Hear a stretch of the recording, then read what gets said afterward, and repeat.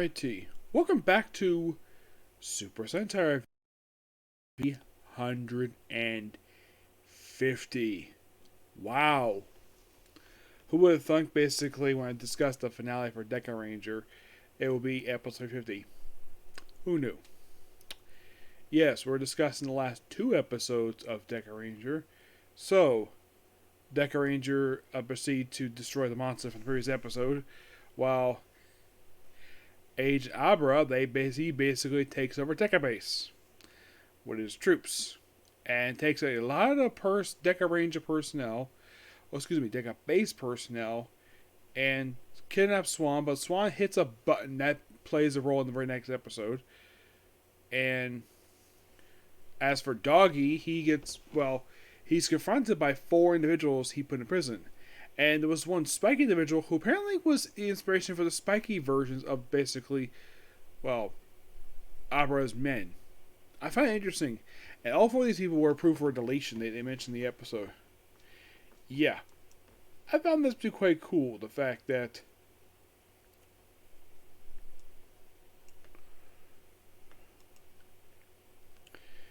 it just happened to be this way. And what are the names of these final four criminals who appear in this one episode?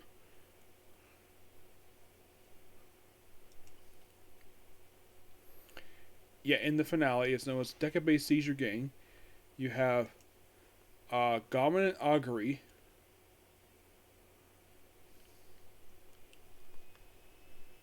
So, he's a guy who was apparently sent to prison, but he basically broke out. He also finds a machine appears in this episode and the following episode. Yep.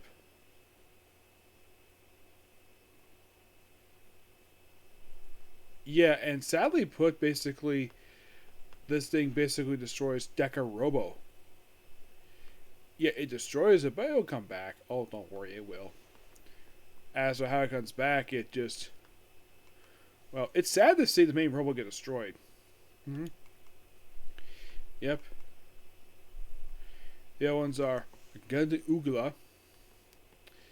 Yeah, and this is the guy inspiration for the Ingrids, the orange robots. Yep.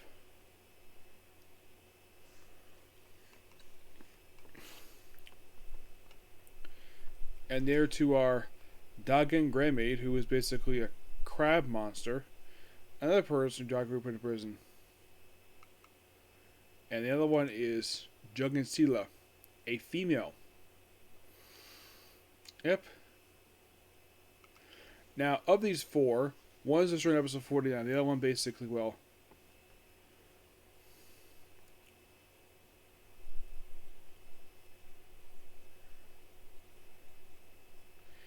yeah, 49 technically also features the last in series of the Abatrix one.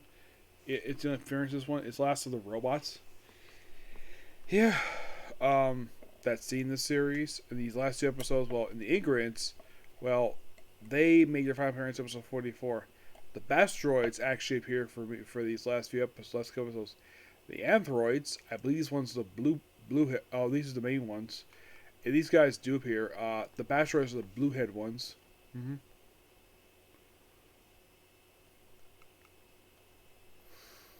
Yep. Yeah, and of course they take out,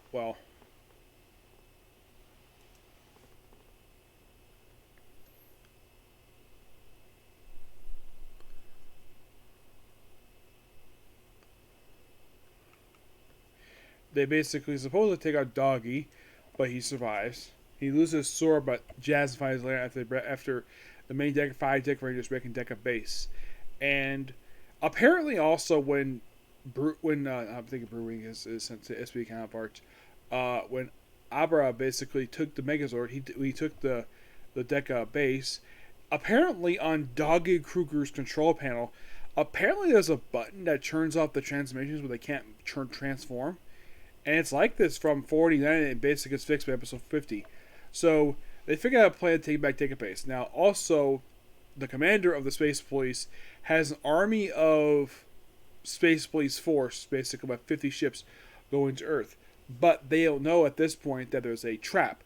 There's a defense barrier around the planet, which does come to play later on in some other seasons, that there's a bear on the planet to protect from invaders. Because basically, if you're going to be destroyed, and also he wants to conquer the galaxy. Also, before this, it is revealed that he actually is a Ryalian, and he apparently is responsible for basically causing galactic genocide, destroying 12 galaxies. And apparently, the Dekarangers cost him 100 billion bond. So, it cost him a lot of money. Yep. Yeah, and eventually, they figure a way to get back to Deca Base, and it's quite interesting. So, thanks to Jazz and finding Doggy's sword, there's actually a button inside of Murphy's doghouse. And it's, well, Deca Red, basically. Bond gets to it. Press it, and there's a secret room that only appears in this one episode 50. And then, of course, press button, poof, get back to base. Everything's going to transform, and of course, to be all the monsters that way. Agent Abra is kicked out. Of course, they transformed from Deca Robo, which it was used also to destroy, like destroying a city. It turns. Oh, by the way, how they get in there is quite interesting. So, the button that Swan pushed in episode 49, it's revealed that there's actually underground hangar beneath where Deca Base usually is, and this is where it has the Pat Wings. You know, the secondary mech. Because the replacement for the original wreck, Deca Robo, which was destroyed by the last robot. Yep. So, eventually, I've taken back the base. Agent Abra is taking authorization to delete him for his multiple charges, and he's destroyed by Deca Red. Yep. It seems weird that the first time they battled him, they couldn't beat him, and yet this time, beat him no problem, maybe because it's weakened. It's possible. And, well, also when they morph, they basically take all the rest of the soldiers.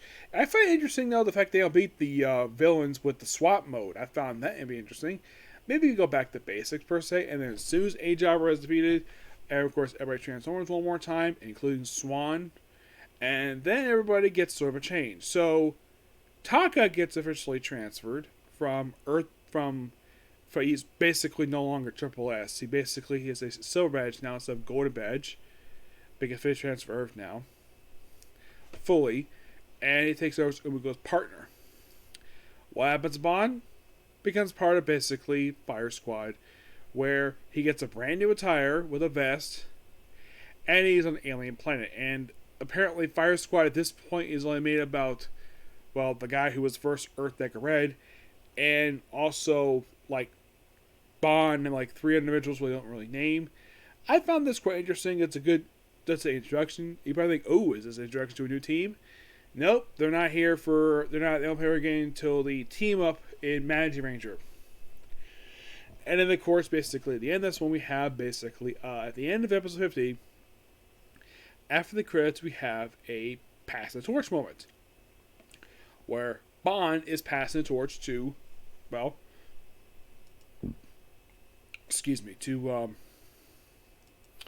what is the name of the Magi Red? Kai. Yes. You could kind of say this is his first unofficial debut, as his debut this past torch moment.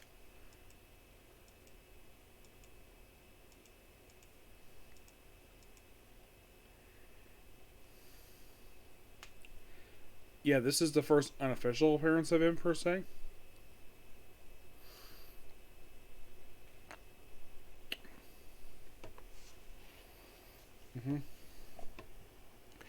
And I'm definitely looking forward to whenever I get a chance to work on Magiranger. At some point, anyways. I will. But it'll be after I watch Commander Agato. That's the plan, anyways. Yep. Excuse me. But in the case of basically what happens to him after this, well, here's kind of the thing with the Dekarangers. The next appearance is him with Magiranger. That is officially their next official appearance ever in Sentai. Is that very movie. And after that, basically, it's, Zubiko Kaiger and stuff in other series. They return frequently after this. Don't worry about that. But very much looking forward to discussing, well, Magic Ranger at some, like I mentioned, at some point. But it'll be the next one after I watch Akito. Okay. But before I close this video, let's get my final thoughts on on on well, Dekaranger. The full name being uh